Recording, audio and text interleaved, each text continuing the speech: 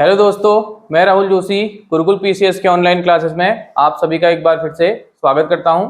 आज हम जो है अगस्त माह की तीसरी करंट अफेयर्स आपके लिए अपलोड कर रहे हैं, जो आपकी आर्थिकी से संबंधित होगी। हमने राष्ट्रीय कंप्लीट कर लिया है, अंतर्राष्ट्रीय कर ली है, अब हम आर्थिकी की तरफ चलते हैं। चलिए वीडियो की शुरुआत करते हैं। सबसे पहले है वर्ल्ड बैंक से संबंधित एक हमारे पास समाचार है।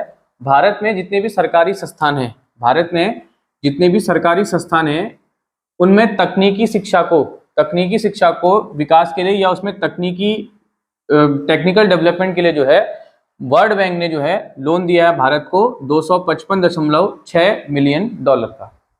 ठीक हो गया। तो आपको ये राशि याद करने की जरूरत नहीं है, आपको केवल इतना याद करना है कि किस संस्था ने किस चीज के लिए लोन दिया है। वर्ल्ड बैंक ने दिया है लोन, किस चीज के लिए दिया है? सरकारी संस्थानों में तकनीकी शिक्षा या उसमें तकनीकी दक्षता को बढ़ावा देने के लिए। आ सकता है आपसे क्वेश्चन, ये पूछ सकता है एग्जामिनर। उसके बाद वेरी इंपॉर्टेंट, सिडबी ने उद्यमिता और उद्यमिता अवसर के उत्थान के लिए या उद्यमिता अवसर के बढ़ाने के लिए एक मिशन स्टार्ट किया जिसका नाम है मिशन इवॉल्व। बहुत ज्यादा इंपॉर्टेंट है, अभी बताता हूं कि क्यों इंपॉर्टेंट है परीक्षा की दृष्टि से। ठीक, इवॉल्व इसलिए इंपॉर्टेंट है क्योंकि ये मिशन स्टार्ट किया है नीति आयोग ने। और मैंने आपको पहले भी बताया है कि नीति आयोग जो आपका है वो कोई भी रिपोर्ट जारी करता है या किसी भी सरकार के डेवलपमेंट प्लान से अगर वो जुड़ा है तो वो आपके लिए बहुत ज्यादा इंपॉर्टेंट हो जाता है। ठीक, दूसरा, नीति आयोग के अतिरिक्त इसमें जो सिडबी का सहयोग करेगा वो करेगा वर्ल्ड बैंक और कोरियाई आर्थिक विकास संघ। यहाँ पे संघ लिखना भूल गया हूं मैं, कोई बात नहीं, कोरियाई याद कर लेना। इसके सहयोग से मिशन स्टार्ट किया गया है। ठीक है, इसका उद्देश्य है भारत में स्थायी परिवहन का समाधान करना।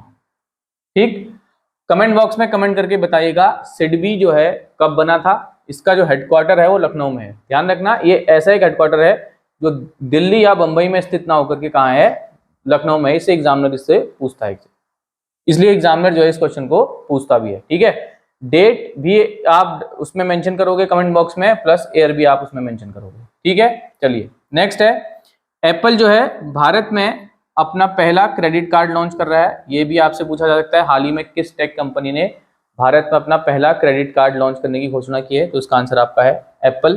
ठीक, उसके बाद इंटेल प्लस जर्मनी जो है इन दोनों के बीच जो है एक चिप प्लांट को लेकर समझौता हुआ है। क्या हुआ है? चिप प्लांट को लेकर समझौता हुआ है। और ये समझौता जो आपका हुआ है वो ये हुआ है कि ये जो इंटेल कंपनी है वो जर्मनी के किसी शहर में जो है चिप प्लांट को मैन्युफैक्चर करेगी। और इंटेल कंपनी अमेरिकन कंपनी है जो सेमीकंडक्टर चिप बनाती है। क्या बनाती है? Semiconductor chip. ठीक, कमेंट बॉक्स में कमेंट करके बताइएगा कि भारत का पहला और सबसे बड़ा सेमीकंडक्टर कारखाना कहाँ खुला है। ठीक, नेक्स्ट है, एसबीआई ने जो है बेंगलोर में प्रोजेक्ट कुबेर लॉन्च किया है। ठीक, किस चीज के लिए लॉन्च किया है? ग्राहकों की बैंकिंग आवश्यकताओं की पूर्ति के लिए। तो प्रोजेक्ट कुबेर किसने लॉन्च किया है? स्टेट बैंक ऑफ इंडिया ने। एक बार इसका क्विक रिकैप ले लेते हैं। वर्ल्ड बैंक ने भारत के जितने भी सरकारी संस्थान हैं उसमें तकनीकी दक्षता को बढ़ाने के लिए एक लोन दिया हुआ है। अमाउंट याद करने की आपको आवश्यकता नहीं है। सिडबी ने एक मिशन लॉन्च किया है इवॉल्व, जिसमें नीति आयोग, वर्ल्ड बैंक और कोरियाई आर्थिक विकास संघ के सहयोग करेंगे। उसके बाद एप्पल जो है भारत में जो है अपना एक क्रेडिट कार्ड लॉन्च कर रहा है। उसके बाद है इंटेल प्लस जर्मनी जो है जर्मनी में अपना एक चिप प्लांट लगाएगी, सेमीकंडक्टर प्लांट जर्मनी में लगाएगी। उसके बाद एसबीआई ने जो है प्रोजेक्ट कुबेर स्टार्ट किया है ग्राहकों की बैंकिंग आवश्यकताओं की पूर्ति के लिए। जो एसबीआई है उसका जो गठन हुआ था वो गोरेगांव कमेटी की सिफारिश पर हुआ था, इसको आप ध्यान रखिएगा। नेक्स्ट है, आरबीआई ने वित्तीय समावेशन को लेकर के एक डैशबोर्ड लॉन्च किया है। वित्तीय समावेशन को लेकर के एक डैशबोर्ड लॉन्च किया है और उसका नाम है अंतर्दृष्टि। वेरी इंपॉर्टेंट क्वेश्चन, एक तो ये आरबीआई ने लॉन्च किया है और दूसरा जो है ये वित्तीय समावेशन से जुड़ा हुआ है। वित्तीय समावेशन आपके पेपर में बहुत ज्यादा इंपॉर्टेंट है। वित्तीय समावेशन को इंग्लिश में बोलते हैं फाइनेंशियल इंक्लूजन। कई बार ये क्वेश्चन आ चुका है, या तो जनधन योजना के रूप में पूछता है या पूछता है एग्जामिनर इसकी परिभाषा पूछता है। वित्तीय समावेशन क्या होता है? वित्तीय समावेशन के तहत भारत सरकार जो है गरीबों के खातों में गरीबों के बैंक अकाउंट खुलवाती है और भारत सरकार की ये कोशिश है कि हर व्यक्ति का जो है बैंक अकाउंट हो। इसके तहत भारत सरकार ने जो है जनधन योजना स्टार्ट की थी।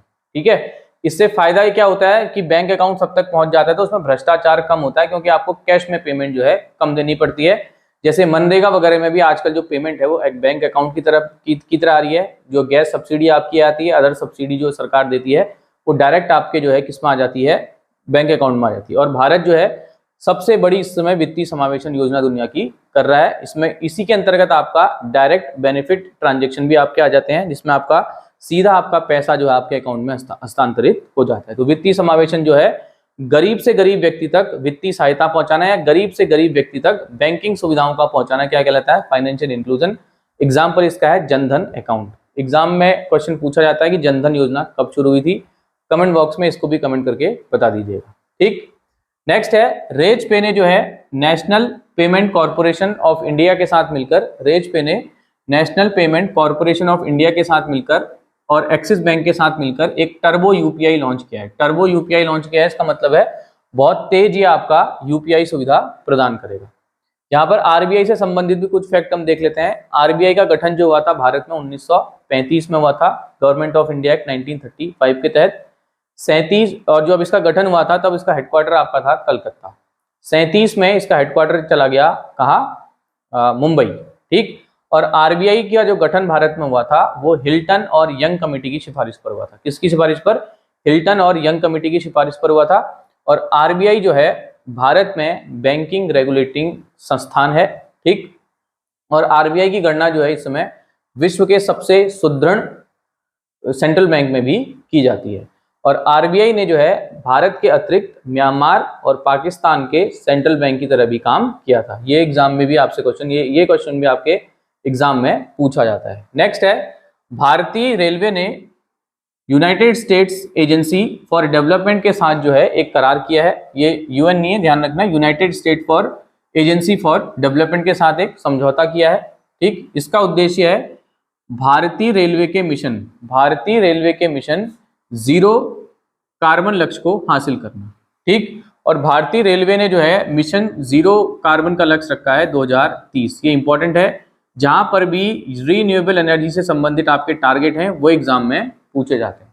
ठीक है, तो भारतीय रेलवे ने जो है अमेरिकी यूएस एजेंसी के साथ जो है एक समझौता किया है जीरो कार्बन इमिशन को लेकर। ठीक, नेक्स्ट है भारत और अमेरिका के बीच जो है एक रक्षा त्वरण पारिस्थितिक तंत्र जो है फॉर्म हुआ है। क्वेश्चन आपसे वो पूछेगा कि रक्षा त्वरण पारिस्थितिक तंत्र भारत ने किस देश के साथ साइन किया है, तो इसका आंसर है अमेरिका।